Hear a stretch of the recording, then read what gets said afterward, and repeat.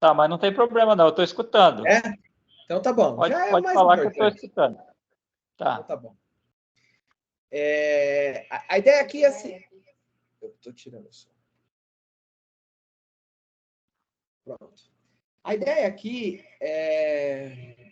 nesse primeiro dia, é fazer uma explicação um pouco mais profunda do que é a ideia de fato. Tá? Como é que isso surgiu na minha cabeça, como é que surgiu no meu coração, principalmente, qual é o objetivo, como é que a gente vai conduzir. Então, é fazer meio que uma introdução, é aprofundar aquilo que eu gravei no vídeo, mas trazendo alguns elementos para facilitar esse entendimento de como que as coisas vão ser. Quero começar lendo um parágrafozinho de um livro, na verdade foi uma encíclica que virou livro, normalmente as encíclicas papais, elas viram livros, que é do Papa João Paulo II, que foi escrita em 1998. O nome dessa encíclica é Fides et Ratio. Meu latim não é o dos melhores, não, mas Fides et Ratio significa fé e razão. Esse é um texto muito legal que o Papa escreveu, exatamente mostrando que fé e razão não são coisas que andam separadas, mas são coisas que elas têm que necessariamente andar juntas e uma depende da outra. Não dá para crescer na vida espiritual só com a fé ou só com a razão. E é esse texto que ele escreve. Se a gente evoluir aqui ao longo das semanas e a gente for mais adiante, eu proponho a gente um dia estudar a fundo esse documento, porque ele é espetacular, ele traz muita coisa legal para a gente pensar em si. Mas esse parágrafo aqui, ele resume um pouco do que é a ideia do negócio. A fé e a razão constituem como que duas asas pelas quais o espírito humano se eleva para a contemplação da verdade.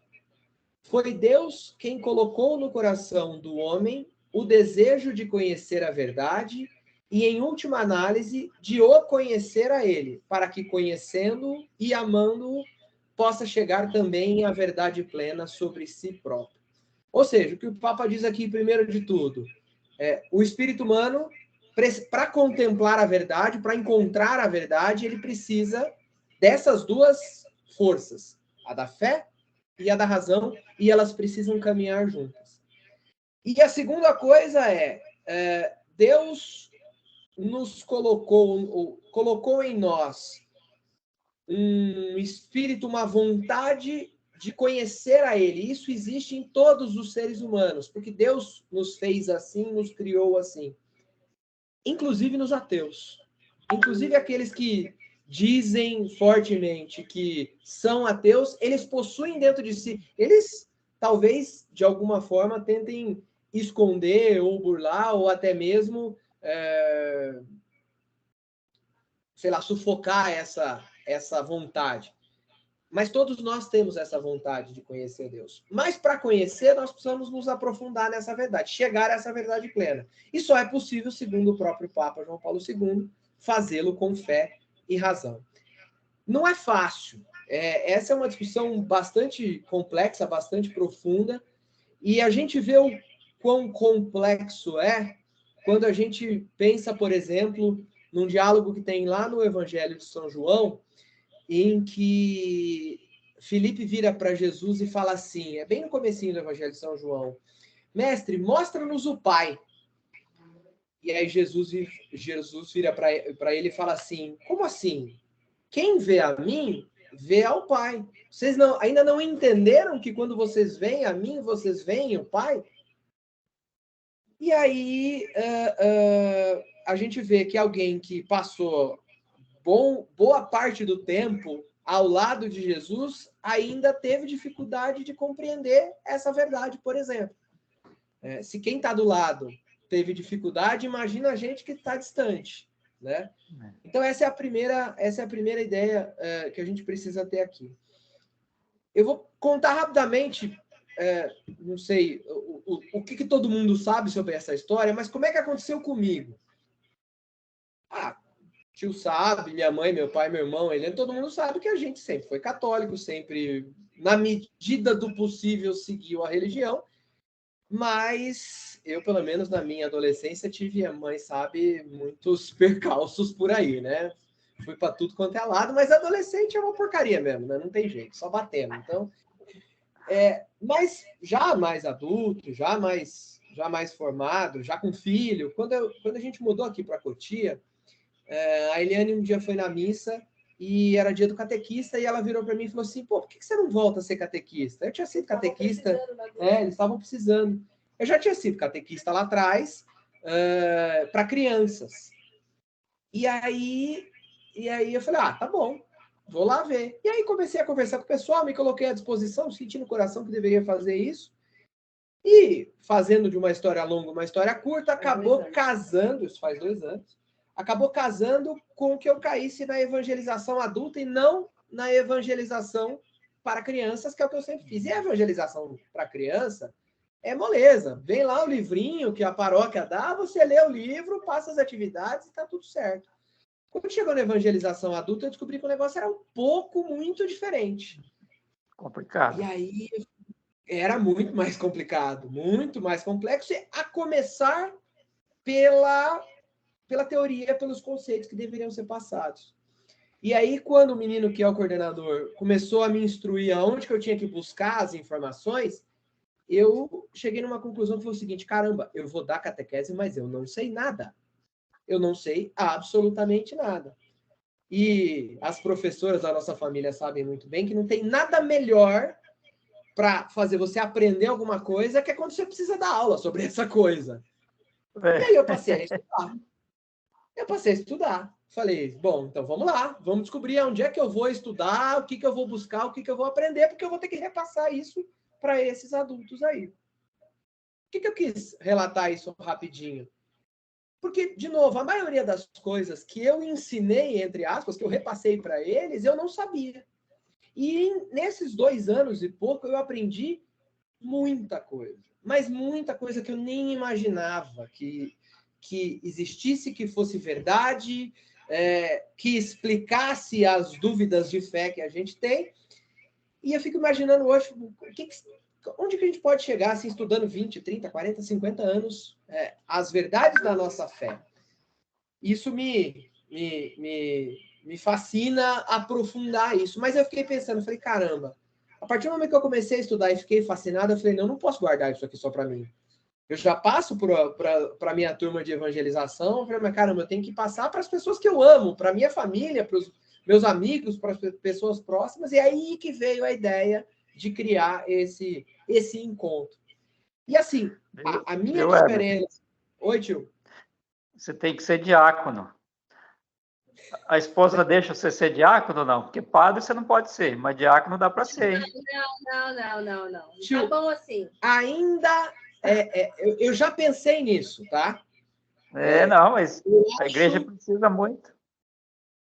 Eu acho que isso vai acontecer em algum momento. O que é ser tá? diácono? Depois eu te explico o que é ser diácono.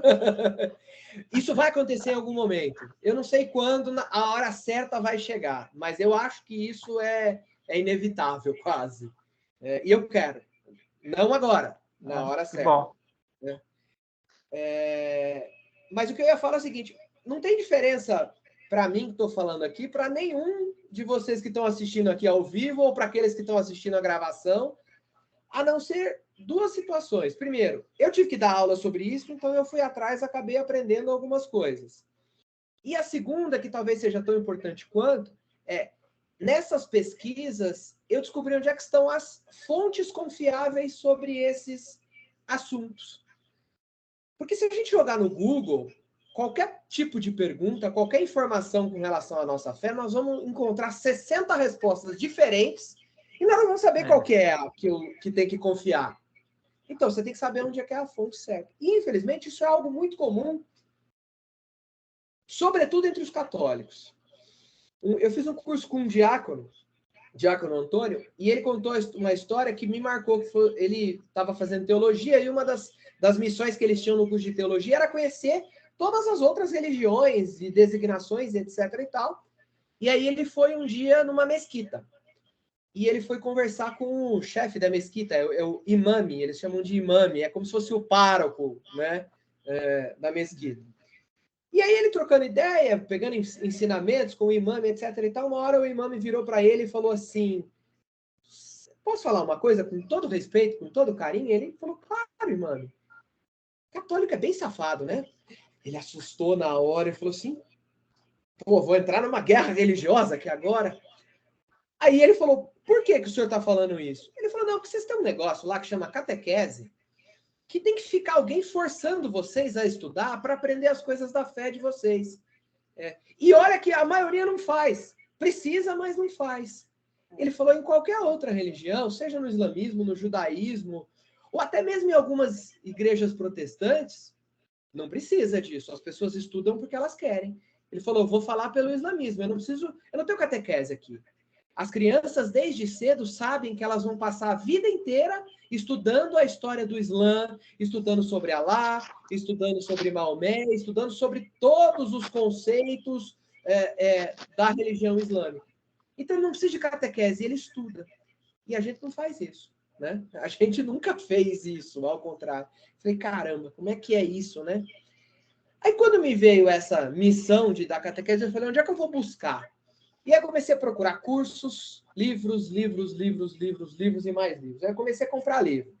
Vou começar a mostrar rapidinho aqui o meu acervo. 1, 2, 3. Depois eu falo sobre eles. 4, 5, 6. E se eu for mostrar todos... Mas nós não estamos vendo. Oi? Nós não estamos vendo. Vocês estão vendo a outra câmera? Deixa eu habilitar as duas câmeras, então, porque tem algum que estão vendo uma câmera. Eu não estou vendo. Pronto. Eu não estou vendo nada, eu só estou escutando. Aí, agora sim. Agora nós estamos vendo. Agora o Lorival não está vendo.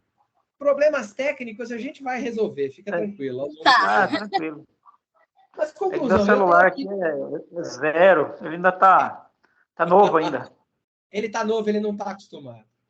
Não. Então, assim, eu tenho aqui uns 15 livros que eu já li praticamente todos e tenho 2 aqui que são guias. Um é o Código de Direito Canônico, a gente vai falar sobre ele mais para frente. E esse aqui que é o mais importante, que é o Catecismo da Igreja Católica, que não é à toa que eu coloquei a imagem do grupo, a capa desse livro aqui, porque ele é o resumo de tudo que a gente precisa saber, de todas as fontes que a gente precisa buscar, mas eu vou falar sobre ele mais para frente, para quem não conhece. Mas vamos lá. Aí tem um monte de dúvidas, tem um monte de perguntas que vêm na nossa cabeça, ou perguntas que as pessoas fazem para a gente, ou curiosidades, ou até mesmo alguém de outra religião, ou algum ateu, ou amigo do trabalho que quer provocar a gente, que vem com perguntas e muitas delas a gente não sabe responder.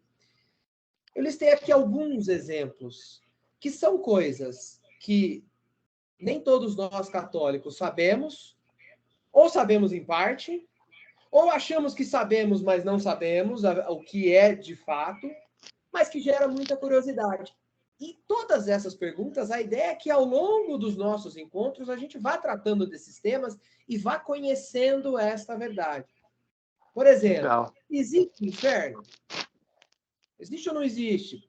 O que é o purgatório? Quem é que vai para o purgatório? O que acontece quando a gente morre? Quando a gente está no purgatório, a gente está salvo ou não está salvo? E quem se suicida?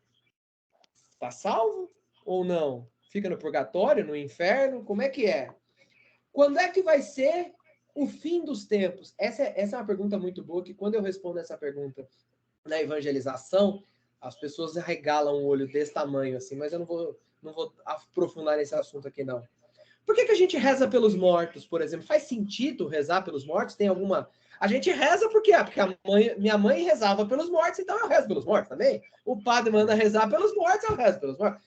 Mas tem algum sentido? Tem alguma razão? Ou, se a gente for para outro lado, o que é a Santíssima Trindade? Como entender a Santíssima Trindade? Essa é difícil. Qual é a diferença de Jesus para Deus? Oi, tio. Tem coisa que você tem que tomar cuidado de falar para as velhinhas da igreja, hein? Sem dúvida. Sem dúvida. Você tem a resposta muito direta, assustam. Por exemplo, Adão e Eva existiu? Por exemplo, é uma excelente pergunta. É um excelente tema. Só que se a gente responder sem dar o contexto, as pessoas não vão entender. Não vão entender e vão chamar você de doido. Exatamente. Não, boa parte das respostas as pessoas chamam a gente de doido. Eu ouço essa na evangelização sempre. Para quem que eu devo, principalmente quando a gente fala de Santíssima Trindade, para quem que eu devo rezar? Eu rezo para Deus ou eu rezo para Jesus? Tem essa pergunta. Quem nunca se perguntou isso no íntimo do seu coração? Por que eu rezo para Nossa Senhora? Por que eu rezo para os santos? Nós somos acusados, por exemplo, de adorar Nossa Senhora, de adorar os santos. Está certo isso? Aí vem alguém que quer nos pegar na cilada e fala assim, a Bíblia fala que adorar é só a Deus. E aí? Como é que eu respondo a essa pergunta? Ou, Nossa Senhora é mãe de Deus? Mas como que alguém pode ser mãe de Deus se Deus existe desde o sempre até o infinito? Como é que tem mãe? Né? Ou, Nossa Senhora teve pecado? Mas peraí, é só Deus que não peca. Como é que explica isso? Ou, a mais difícil para explicar pela ciência, Nossa Senhora foi virgem antes, durante e depois do parto. Mas como explicar isso? Isso é uma lenda? Como é que alguém é virgem durante e depois do parto? Qual a nossa missão aqui na Terra? Por que Deus nos criou? Todas as religiões levam para o céu? Essa dá problema. Essa é boa. É obrigatório se confessar? Se eu pedir perdão direto para Deus, eu já não vou ser perdoado? Como é que a gente responde essa? Sobre a missa. Eu tenho que ir todo domingo? O que é a missa? Quais são os gestos? Que hora que eu sento? Que hora que eu levanto? Que hora que eu levanto a mão? Que eu abaixo a mão? Que eu ajoelho? Que eu junto? Que eu separo? Que eu respondo? Que eu não respondo? Eu falo junto com o padre? Eu não falo? Pode bater palma? Não pode bater palma? Tem um exemplo que ele é daqueles, tio, que se fala para as veinhas já vai chamar de mentiroso e talvez alguém que esteja assistindo vai se chocar com o que eu vou falar agora. Beleza, o padre chega lá, depois da oração eucarística, e fala assim, obedientes à palavra do Salvador e formados para o seu ensinamento, ousamos dizer. Aí começa o Pai Nosso, né? O que quase todo mundo faz na igreja? Levanta a mão. Tá errado. Não se levanta a mão na hora do Pai Nosso. Mas aí, agora as veinhas vão falar, você tá louco? Eu levantei a mão no Pai Nosso a vida inteira. Não, dá a mão, dava a mão. Ou dá a mão, né? Dá a mão, todo mundo. Aí vão falar, não, tenho certeza que depois dessa tem muita gente que assistiu até aqui, desligou e não vai assistir mais, né? Fala, não, para aí, o cara chama para conversar, ele vem falar que não levanta a mão no Pai Nosso, eu vou na missa a vida inteira e levanto a mão no Pai Nosso, a igreja inteira levanta a mão no Pai Nosso. Pois é. Aí a gente fala assim, mas eu aprendi que levanta. Sim, nós todos, boa parte de nós todos aprendeu que levanta. Mas quando a gente vai entender o que é a missa de fato, a gente descobre não só que não levanta, e por que não levanta, porque isso é uma coisa importante. A ideia é ter um momento aqui para a gente falar só de missa. E aí nós vamos entender o porquê que não levanta de fato, qual é a lógica por trás disso. Só que dar uma resposta aleatória agora para esse e qualquer outro dos assuntos não funciona, gera mais confusão. Eu só dei a do Pai Nosso para chocar, porque eu sei que é um negócio que muita gente vai achar estranho. Oi? Ou amém no fim do Pai Nosso? Não tem amém na missa, amém depois do Pai Nosso. Então. Né? E muita gente responde amém. Por exemplo, se a gente for responder se existe ou não existe inferno, seja qual resposta a gente der, sem um contexto, continua etéreo igual, continua distante igual. Se a gente for falar da virgindade perpétua de Nossa Senhora, por exemplo, talvez alguém vá catar a Bíblia e falar assim, se não desligou no Pai Nosso, desliga agora. Fala, escuta, na Bíblia está escrito que Jesus tinha irmãos. Como é que Nossa Senhora foi virgem durante todo o tempo? Entende que uma resposta aleatória ela mais causa confusão do que causa um ensinamento. Acontece aqui em casa direto, entre os amigos, às vezes a gente está sentado conversando, um amigo ou alguém que veio aqui para casa, a gente entra nesse assunto, faz uma pergunta, é que eu, erradamente, não me contenho e acabo respondendo. Mas o certo é não responder, porque precisa de um contexto. E eu só fui entender isso na evangelização. Porque lá na evangelização adulta, eu pego ateu recém-convertido, protestante recém-convertido, casal que está ali só para ter o sacramento, que quer casar na igreja, mas não está nem aí para o que está aprendendo ali. Ou alguém que está ali obrigado porque a esposa mandou o marido ter todos os sacramentos. Então tem de tudo. Mas quando a gente constrói uma linha lógica que parte desde o princípio dos conceitos e do entendimento e vai apresentando todas essas verdades, as pessoas entendem. E eu cansei já de ver, a Eliane conhece uma que foi amiga da Cris, irmã dela, que era batista. E aqui não tem nenhuma menção desonrosa a nenhuma denominação protestante, não é isso. O que eu estou dizendo é que ela era de uma denominação bem distante do que é a fé católica, dentre os protestantes. Ao terminar o ano, ela falou assim, nossa, tudo fez sentido para mim. Eu falei, mas porque a gente não estuda, né? Aí tem uma coisa, porque tudo isso, que é o que eu quero conversar e trazer aqui para a gente aprofundar e debater, não são só entendimentos. Essas coisas são verdades. E aí é que é o negócio. Como é que a gente entende a diferença da opinião, do entendimento para verdade? Eu gosto de usar sempre uma metáfora da matemática. Quando a gente estudou lá em matemática, eu mesmo já não lembro muito bem, mas tinha lá a fórmula de Bhaskara. Era a equação do segundo grau, que era ax² mais bx mais c igual a zero. Isso aí era triste, hein? Oi? Isso era triste, hein? Muito. Mas aí o que acontece, tio? Imagina que a gente é criança ou adolescente, está na sala de aula, chega um professor e fala, ó, a fórmula de Bhaskara é assim, ax² mais bx mais c igual a zero. Aí você fala, tá bom, ele falou que é, eu acredito que é, beleza. Na semana seguinte, esse professor não veio, aí vem outro professor. Aí ele fala assim, vou ensinar para vocês a fórmula de Bhaskara. Aí os alunos falam, não, nós já aprendemos. Ele falou, não, vocês não aprenderam, porque essa fórmula de Bhaskara que os professores passam, ela é muito retrógrada, foi corrigida pela matemática moderna. E agora ela é ax² mais bx mais c igual a 20. Aí você pensa o seguinte, ó, que coisa, hein? Agora eu aprendi, né? Eu tinha aprendido errado lá no começo, agora eu aprendi certo. Aí na outra semana vem um terceiro professor e apresenta uma terceira fórmula diferente. Se ele falou que é verdade, a gente acredita. Agora, se vem um professor e faz no quadro a demonstração matemática por meio de cálculos e fórmulas, que depois de um quadro inteiro de desenhos, ele conclui que aquela é a fórmula correta, qual é a nossa sensação? Falar, pô, isso aqui faz todo sentido.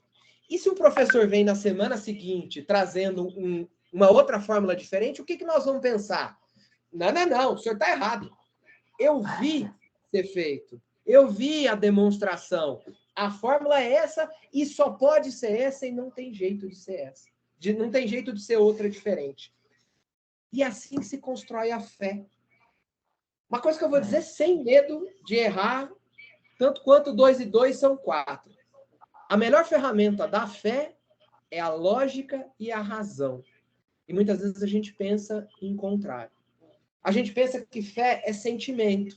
É quando a gente vai à missa e, de repente, sente aquela sensação gostosa, mesmo que seja na apresentação do Santíssimo ou alguma coisa do gênero. Aí a gente sente aquela sensação gostosa e fala, nossa, que fé. Hoje a gente vai na missa do Padre Marcelo, vê aquele povo chorando e fala, nossa, como esse povo tem fé. Na verdade, isso não é a fé. Isso é um sentimento. Em teologia, isso chama consolação. Deus nos dá essa consolação para que nós tenhamos vontade de nos aprofundar na fé. Mas a fé não é esse sentimento, essa consolação. A fé é a inteligência. A fé é quando a gente vê a demonstração, entre aspas, matemática das verdades. Então, assim, não significa, evidentemente, que a fé não permita que nós, porventura, acreditemos em algo que nós não vemos. Nós precisamos acreditar em algo que nós não vemos. Se eu não acredito em Deus, por exemplo, não adianta nada. Eu não vejo Deus, mas eu acredito em Deus. Se eu não acredito, até dá para começar a construir um raciocínio em cima disso, mas é uma outra lógica, entendeu? Mas a gente tem uma fé, a gente acredita em algo que a gente não vê. Mas todos os conhecimentos de fé não podem ser só baseados em acreditar o que eu não vejo. Eu preciso entender. E a fé se constrói com essa lógica. Tem um exemplo que a gente conhece, pelo menos os mais frequentadores de missa vão lembrar. Jesus, já ressuscitado, encontra os discípulos e ele se apresenta a todos, só que São Tomé não está lá. Aí os discípulos vão e contam para Tomé. Tomé, nós vimos Jesus ressuscitado, etc. e tal. Tomé fala assim, não, eu quero ver para crer. Não é assim? E aí Jesus aparece para Tomé, Tomé toca em Jesus, e aí Tomé passa a acreditar. A gente até critica Tomé, né? Fala, pô, São Tomé é muito incrédulo, ele precisou ver para crer. Na verdade, a gente não pode criticar São Tomé, porque ele tinha uma fé e uma base de conhecimento que fez ele acreditar. Porque se São Tomé não tivesse essa base de conhecimento que fizesse ele acreditar, ele ia achar que era um fantasma. Se ele não tivesse convivido com Cristo e visto os milagres, os ensinamentos, ele ia achar que é fake news, né? Como dizem hoje. Ele ia achar que era qualquer outra coisa, né? Não, mas ele conhecia Jesus. Então, quando ele precisou ver, mas na hora que ele viu, ele creu, ele acreditou, né? Creu. A palavra é feia, mas o jeito certo de falar é isso. Ele creu. Se tiver professora de português aí depois que quiser corrigir, fica... Mas é a Lina aí, ó. Hã? É a Lina aí que é a professora. Ainda bem que a tia Rosalina saiu. Mas eu não sou de português, então... Tá bom, tudo bem. Então, assim, sem essa base, sem a base que fez com que Tomé acreditasse, a gente não consegue ir a lugar nenhum na fé. Sem a base, a gente não consegue nem ler a Bíblia. Existe um conceito de algumas denominações protestantes que é o sola escritura. O conceito de sola escritura, para eles, dizem que é o seguinte, toda a verdade está entre essas duas capas aqui. Ou seja, só vale o que está escrito na Bíblia e mais nada. Né? Desculpa, quem não está vendo a Bíblia, né? O tio não está vendo a Bíblia, mas ele fala que só vale o que está escrito na Bíblia. Não vamos entrar nesse mérito dessa questão. Mas, ainda que isso fosse verdade e não é, se a gente não tem base de conhecimento, a gente não consegue ler a Bíblia. Vou dar 2 exemplos. Primeiro, vou ler aqui rapidinho no Evangelho de São Mateus, no capítulo 6, versículo 7. É bem um pouquinho antes, quando Jesus está para ensinar o Pai Nosso, logo depois do Sermão da Montanha. Aí ele fala assim no versículo 7. Versículo 7, é isso mesmo. Nas vossas orações, não useis de vãs repetições como os gentios. Em algumas traduções está escrito pagãos. Porque imaginam que é pelo palavreado excessivo que serão ouvidos. Então a gente ouve esse versículo e vai tentar interpretar, entender, etc. e tal. Mas tem um conhecimento básico que, se você não tiver, você não vai conseguir entender profundamente o que esse versículo está falando. Porque todas as traduções em português, elas usam não useis de vãs repetições, ou não useis de palavras repetidas, ou qualquer outra coisa parecida. E, na verdade, no original grego, a palavra que está nesse trecho do Evangelho é uma palavra que é batalogeo, em grego, que traduzindo para o português significa gaguejar, ou repetir coisas desnecessárias, usar palavras inúteis, ser prolixo, se exprimir de forma confusa. Então, se a gente pega só o vãs repetições, a gente não vai entender exatamente o que Jesus estava querendo dizer aqui. E aí, o que acontece quando a gente não tem conhecimento? Esse versículo aqui é usado contra a fé católica, e eu vou falar já ali na frente sobre como que ele é usado. Mas vou dar um outro exemplo. acho que, não sei se todos já ouviram, mas eu gosto de usar esse exemplo. Jesus vira para Pedro e fala assim, Pedro, tu me amas? E Pedro fala, sim, mestre, eu te amo. Jesus pergunta de novo, Pedro, tu me amas? Sim, mestre, eu te amo. Pedro, tu me amas? E aí Pedro, né, já ficou sem jeito, porque Jesus perguntou 2 vezes, ele falou, eu te amo. E você pergunta a terceira, ele já fica meio assim, né? Mas em português, você perde o sentido. Porque os evangelhos, como praticamente todo o Novo Testamento, foi escrito em grego. E em grego, a palavra amor tem várias palavras diferentes. Em português é uma palavra só. A gente usa para tudo. O mesmo amor que eu amo Eliane, eu amo meus pais, amo Corinthians e é o mesmo amor. Não, não é o mesmo amor. Mas em português só tem uma palavra. Em grego existem 4 diferentes. 4 ou 5, se não me falha a memória. Tem o amor eros. O amor eros, eu vou chegar no ágape. O amor eros é o amor de homem para mulher.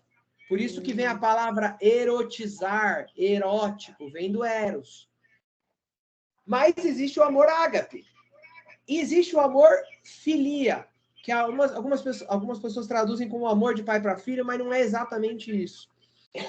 Jesus, quando pergunta para Pedro, ele pergunta, Pedro, agapeme, ou seja, ele está perguntando se Pedro tem por Jesus o amor ágape.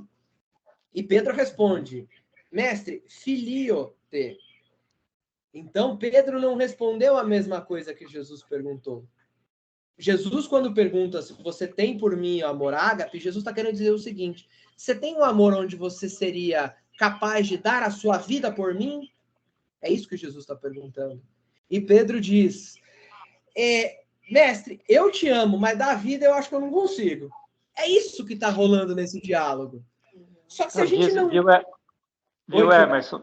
Dizem aí também que porque Pedro negou Cristo 3 vezes, né?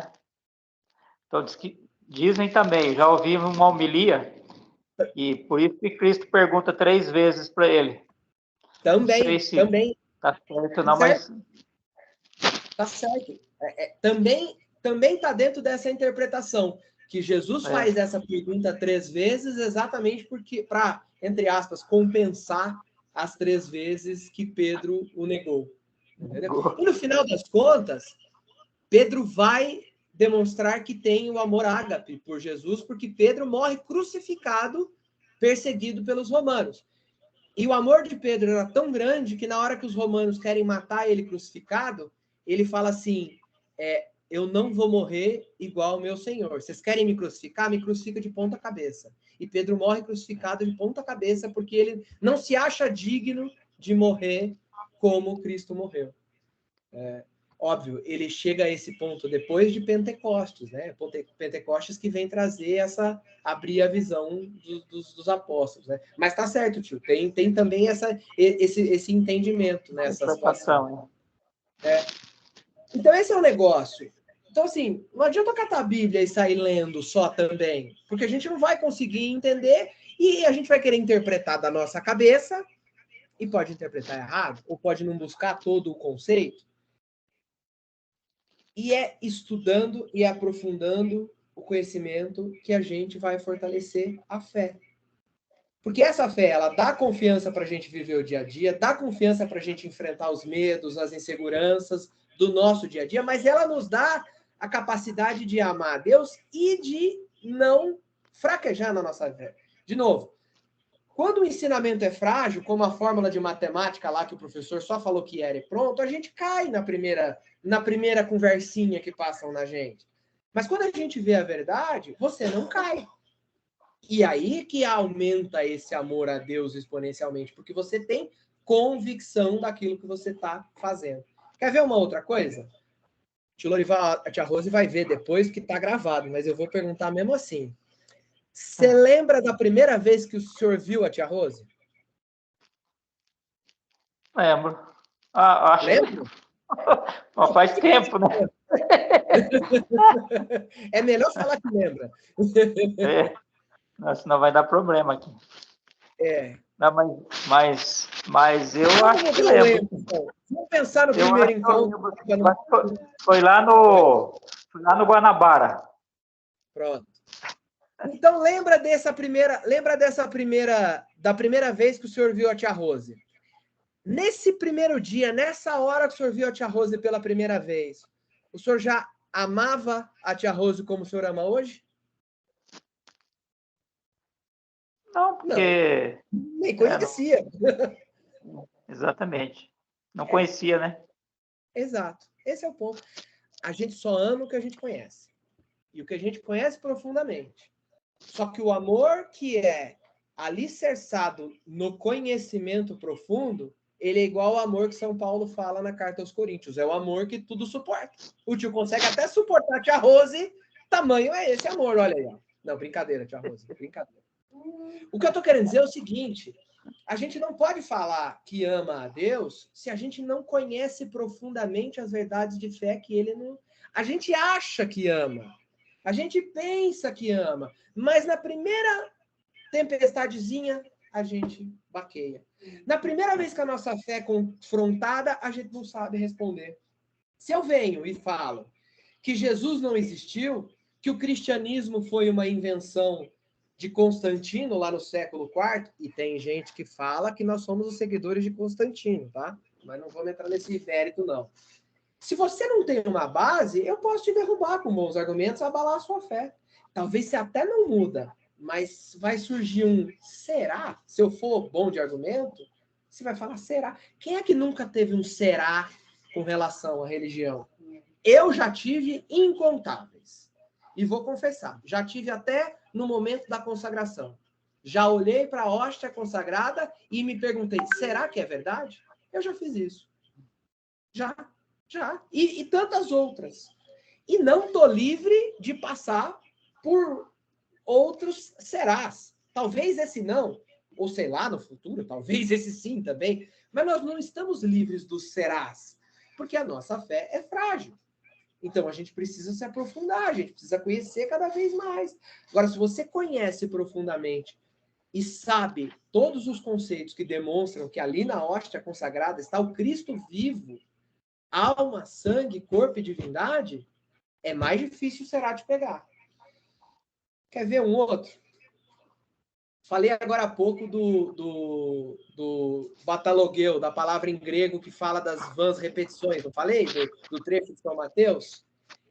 Infelizmente, algumas denominações protestantes pegam este versículo e usam para dizer que é pecado rezar o terço. Não é nossa, porque está escrito aqui, eu vou ler de novo. Está escrito assim, ó. Nas vossas orações não useis de vãs repetições. Como é que é o terço? Ave Maria, Ave Maria, Ave Maria, Ave Maria, Ave Maria, Pai Nosso, Ave Maria, Ave Maria, Maria, Pai Nosso. É só repetição. Aí vem alguém mal intencionado, ou não, até que não tem conhecimento também, e vira pra gente e fala assim, ó, tá aqui na Bíblia. Não pode rezar com repetição. E aí, se a gente não sabe, a gente pensa assim, caramba, eu tô rezando o terço errado a minha vida inteira. Porque a nossa fé é fraca, porque a gente não tem conhecimento. E aí, quando a gente coloca em dúvida isso, a gente coloca em xeque toda a nossa fé. Então, a ideia é buscar a verdade. Agora, qual que é essa verdade? Primeira coisa, não é a minha, tá? Isso é bom deixar claro. Não é a minha verdade. De tudo que eu falar aqui ao longo das semanas, enquanto vocês tiverem paciência para me ouvir, não vai passar de 3% de coisas que são opiniões próprias. E quando for, eu vou avisar. Olha, é a minha opinião. E normalmente isso só acontece quando alguém faz uma pergunta. Os outros 97% não são opiniões. E vou além, quando alguém tiver uma pergunta e eu não souber a resposta, e pode acontecer, e é normal que aconteça, é mais provável que aconteça, eu vou atrás. Agora, esses 97% de informações, ou das informações, elas não são verdades minhas, porque elas são verdades das Sagradas Escrituras, da Sagrada Tradição, da doutrina, do magistério, de algum santo, do catecismo, principalmente, porque ele traz um compilado de todas essas verdades. Então, assim, seja para quem está aqui ao vivo, seja para quem está assistindo o vídeo, não precisa acreditar no que eu estou falando. Eu indico, inclusive, onde está tudo que eu estou falando. Agora, uma coisa é fato. Quando a gente estuda, a gente cai em uma encruzilhada que é a seguinte. Ou eu acredito em tudo, ou eu não acredito em nada. Que também é uma opção. É uma opção. Deus nos fez livres para isso. De não acreditar. Olha, eu não acredito em absolutamente nada.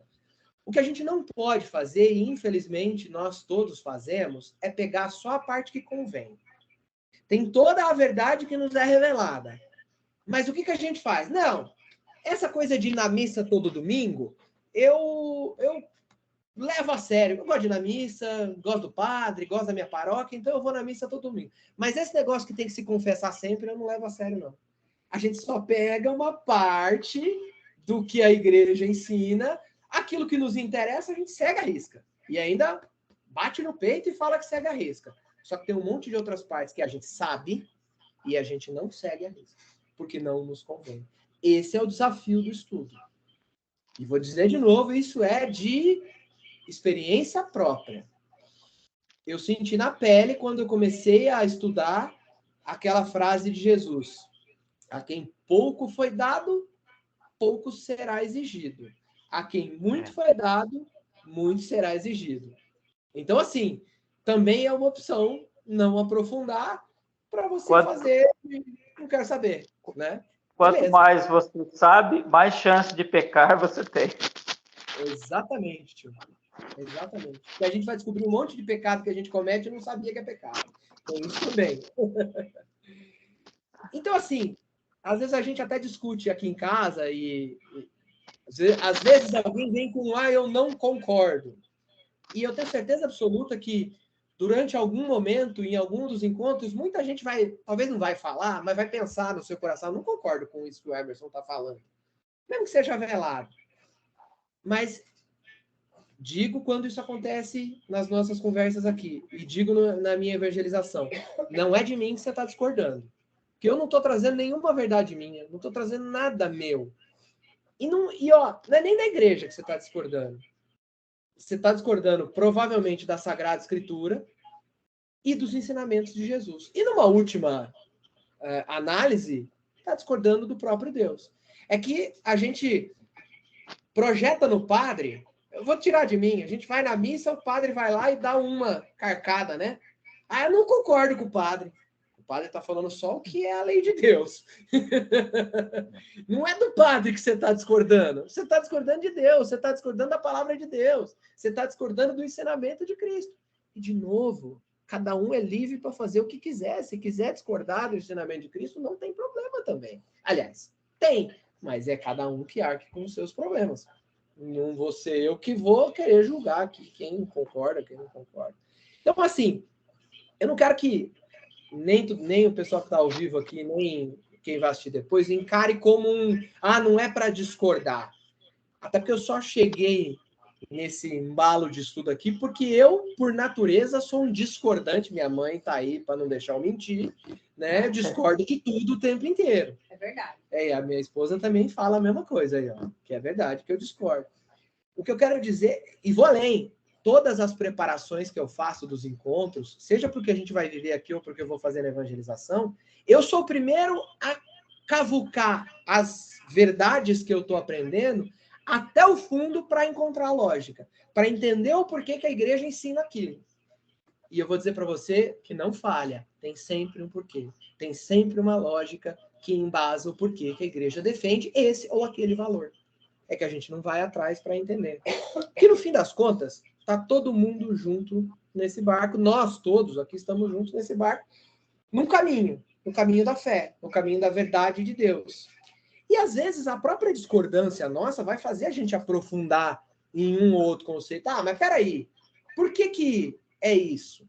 Por que está falando que Maria é virgem, mas na Bíblia está escrito que Jesus tinha irmãos? Vamos a fundo. Vamos cruzar, então. Vamos estudar todos os nomes que aparecem como irmãos de Jesus, em quais situações que aparecem, e vamos entender quem era a mãe dele de verdade, quem era o pai. Vamos aprofundar, não tem problema. Acho que é até legal. Quanto mais a gente for atrás dessa lógica, mais forte vai ser a nossa fé. A única coisa que eu não quero é uma briga por ter razão, porque eventualmente vai gerar discordância. Primeiro, se eu quisesse ter razão, eu não casava, né? Eu acho que essa é a primeira coisa. Quem casa sabe que não vai ter razão o resto da vida. Eu levei uma olhada torta aqui, desculpa. Eu vou citar um exemplo. Tem um amigo meu, muito amigo, inclusive.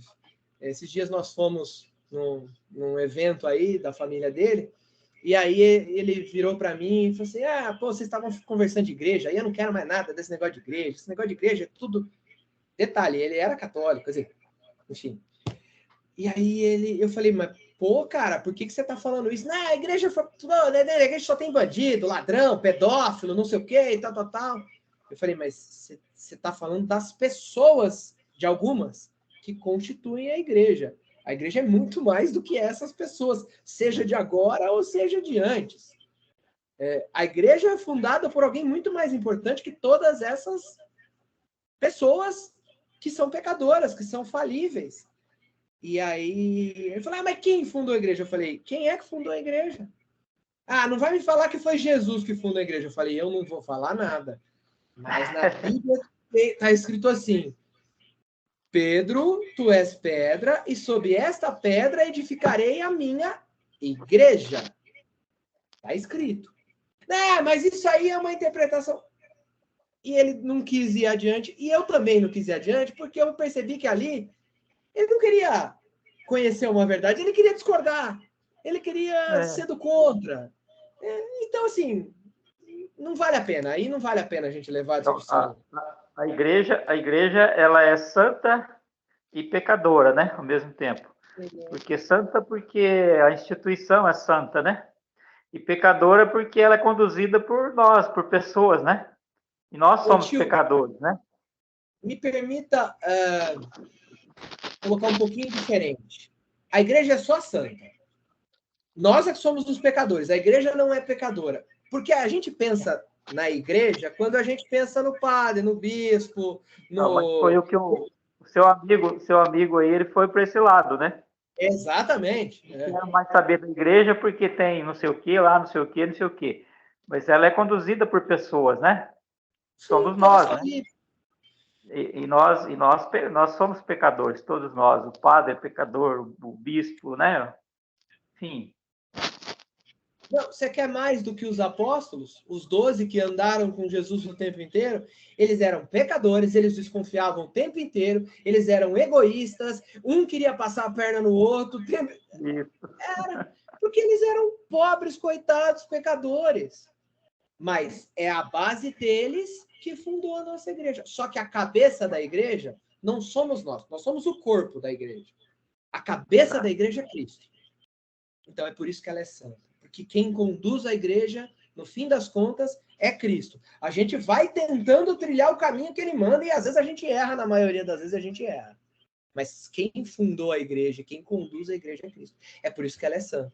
E é por isso que por mais que existam, infelizmente, padres, bispos, coordenadores de pastoral, de liturgia, seja lá do que for, que tenham os seus problemas, nós não vamos na igreja por causa das pessoas. Se nós estivermos indo para a igreja por causa das pessoas, está errado. A gente só vai na igreja por causa de uma pessoa. A segunda da Santíssima Trindade, por causa de Jesus Cristo. É por causa dele que a gente vai à igreja. Então, o resto, independente de qual seja, pouco importa.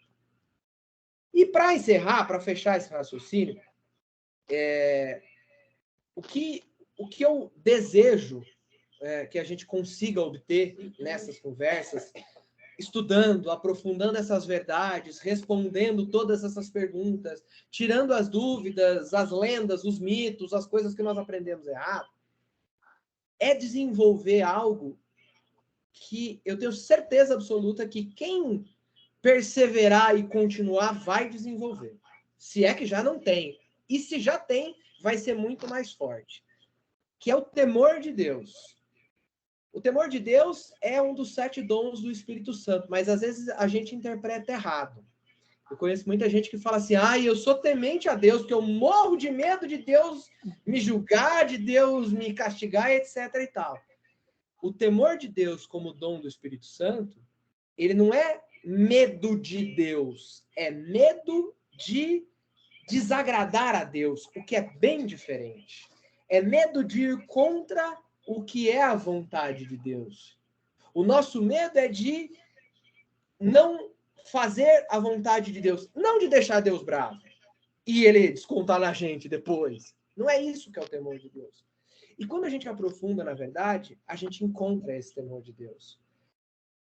A gente passa a não querer, pelo menos lutar, para não incorrer nos pecados, não porque a gente tem medo de ir para o inferno, se é que ele existe, vamos falar sobre ele, é porque eu não quero desagradar a Deus.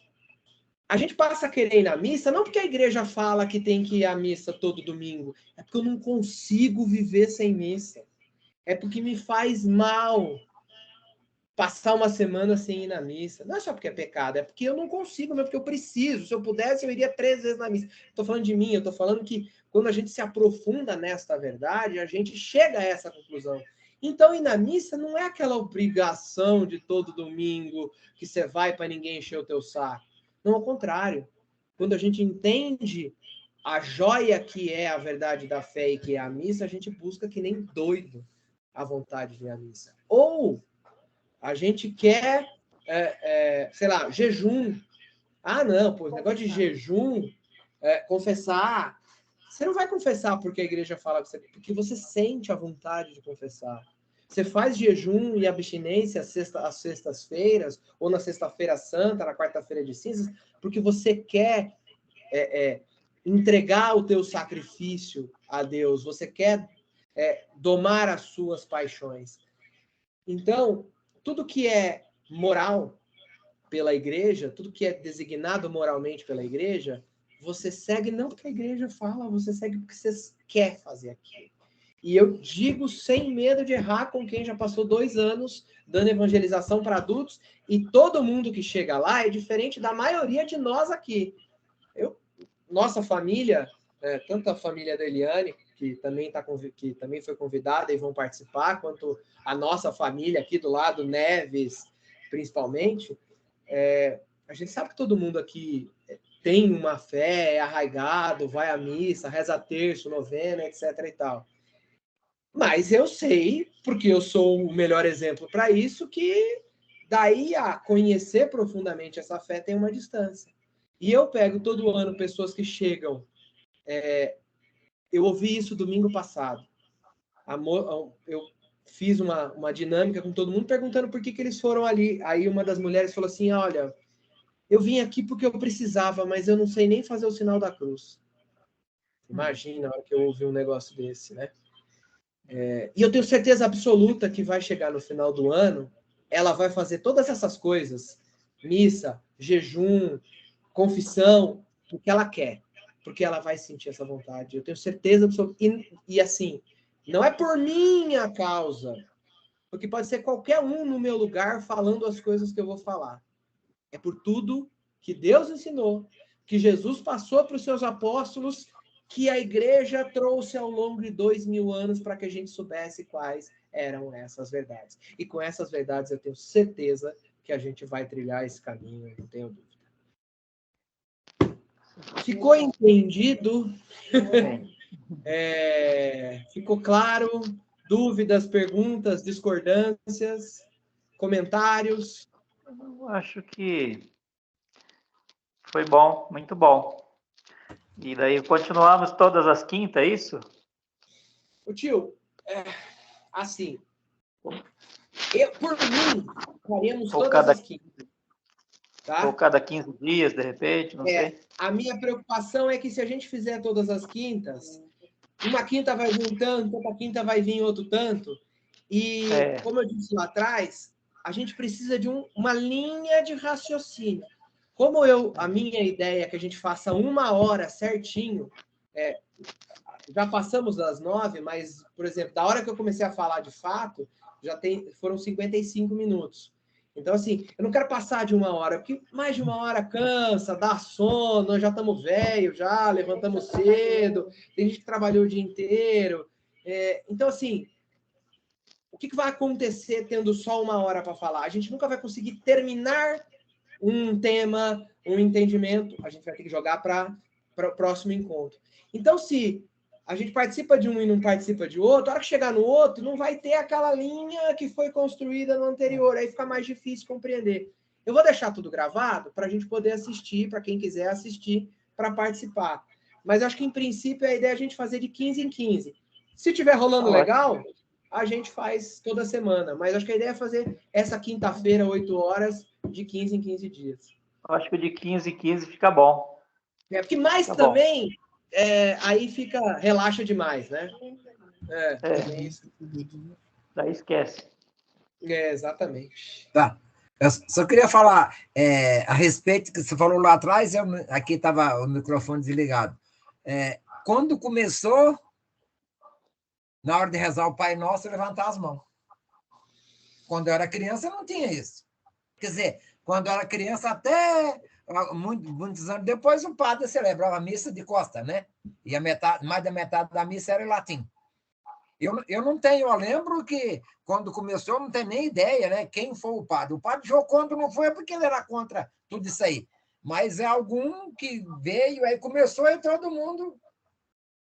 Para gente explicar isso, precisaria de 1 hora também. Não, Mas eu vou tentar resumir. Isso é uma coisa muito latina e muito brasileira, tá? Lembra nas missas que nós fomos em Portugal e que nós fomos na Itália? Alguém levantava a mão? Não, ninguém. Porque aqui no Brasil, a gente é caloroso, aí a gente é solidário, aí a gente quer, até por boa intenção, eu não digo que é por má intenção, não, a gente quer viver tão profundamente que a gente começa a repetir o gesto que o padre faz. Porque não é só no Pai Nosso que a gente levanta a mão. Na hora vou falar uma palavra difícil aqui, doxologia final nada mais é do que o por Cristo, com Cristo e em Cristo. Quantas pessoas não fazem assim também? E também é errado. Mas por que as pessoas começaram a fazer? Porque a gente imita o padre. O padre levanta a mão. O padre abaixa a mão. O padre faz assim, eu faço assim. Quantas pessoas, não vou me alongar mais, mas o padre reza a oração após as oferendas e ele encerra a oração dizendo assim, por Cristo nosso Senhor, e faz uma vênia, que é esse abaixar de cabeça. Todo mundo abaixa. É só o padre que faz isso. Existem outras horas que nós fazemos. É uma outra discussão, a gente fala depois. Mas basicamente é isso. É a coisa de imitar o padre.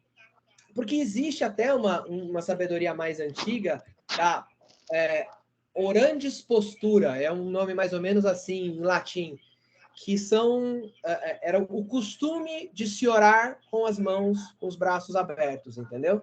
Mas, de novo, na missa não é porque o padre faz que a gente faz igual. O padre faz assim no Pai Nosso, nós não fazemos assim no Pai Nosso. Mas é uma coisa muito mais brasileira, latina, sul-americana, e na Europa você basicamente não vê isso. Bom, para encerrar, alguém quer falar mais alguma coisa? Antes de... Não, da minha parte, tá beleza. Algumas sugestões. Tenham com vocês a Bíblia. A gente vai, em alguns encontros, ler muito, em outros encontros, ler pouco, e em alguns a gente não vai acabar nem lendo. Mas tenha sempre a Bíblia do lado. Eu só não vou procurar não ficar parando toda hora para todo mundo procurar o trecho que a gente vai ler. Nós vamos fazer uma ou outra vez, senão a gente acaba gastando muito tempo procurando, vai para lá, vem para cá. Quando é o Evangelho é fácil, mas quando é um livro sapiencial no meio do Antigo Testamento, leva 2 horas para achar. Eu mesmo, quando vou dar o encontro, eu marco tudo, para não, mesmo tendo um pouquinho mais de habilidade, não perder tempo procurando, porque a gente acaba gastando muito tempo com isso. E por uma outra razão, se a gente lê na carta de São Paulo aos Romanos, São Paulo diz assim, logo a fé provém da pregação e a pregação se exerce em razão da palavra de Cristo. Esse é outro daqueles exemplos que se a gente pegar o original, ou pelo menos a versão em latim fala assim, Ergo fides ex audito auditus autem per verbum Christi. Traduzindo, é um pouco diferente da nossa tradução da Bíblia, mas em palavras simples, ele diz que a fé entra pelos ouvidos. É por isso que hoje, cada vez menos, óbvio que tem a questão econômica, mas é por isso que cada vez menos as missas têm folheto. E algumas não estão tendo mais nem o retroprojetor lá que projeta a leitura, por exemplo. Às vezes uma resposta da oração eucarística, ok, mas a leitura não projeta.